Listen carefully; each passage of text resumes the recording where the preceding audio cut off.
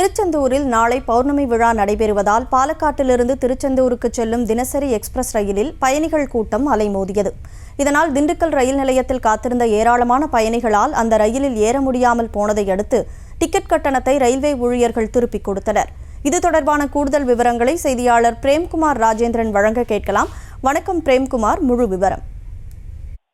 கனிமொழி, திண்டுக்கல் மாவட்டம் திண்டுக்கல் ரயில் நிலையத்தில் இருந்து இன்று திருச்செந்தூருக்கு செல்வதற்காக ஏராளமான பயணிகள் ரயில் நிலையத்தில் காத்திருந்தனர். இதற்கிடையே பாலக்கோட்டிலிருந்து திருச்செந்தூர் செல்லக்கூடிய பாலக்காடு எக்ஸ்பிரஸ் ரயில் சரியாக காலை 8:50 மணிக்கு திண்டுக்கல் ரயில் நிலையத்திற்கு வழக்கமாக வந்தடையும்.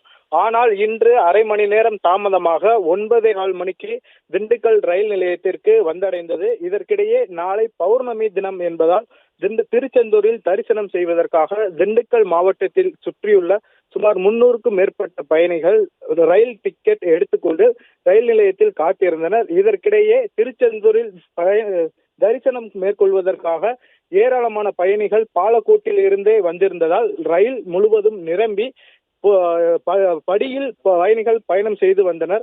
இதனையடுத்து திண்டுக்கல் ரயில் நிலையத்தில் காத்திருந்த பயணிகள் ரயிலில் பயணம் செய்ய முடியாமல் அங்கேயே இருந்ததால் ரயில்வே ஊழியர்களிடம் இது குறித்து கேட்டனர். இதனைத் தொடர்ந்து ரயில்வே ஊழியர்கள் பயணிகள் தாங்கள் எடுத்த டிக்கெட் கட்டணத்தை திருப்பி தருவதாக கூறியதை அடுத்து பயணிகள் அனைவரும் தாங்கள் செலுத்திய கட்டணத்தை திருப்பி பெற்று சென்றனர். இதனால் பயணிகள் பயணம் செய்ய முடியாமல் தவித்தனர். மேலும் இது போன்ற சிறப்பு நாட்களில் கூடுதல் சிறப்பு ரயில்கள் இயக்க வேண்டும் எனவும், அதேபோல் இந்த ரயிலில் மேலும் கூடுதலாக பெட்டிகளை இணைக்க வேண்டும் எனவும் பயணிகள் கோரிக்கை விடுத்துள்ளனர். கனிமொழி, தகவல்களுக்கு நன்றி பிரேம்குமார். செய்திகளை உடனுக்குடனும் துல்லியமாகவும் தெரிந்து கொள்ள சப்ஸ்கிரைப் பண்ணுங்க.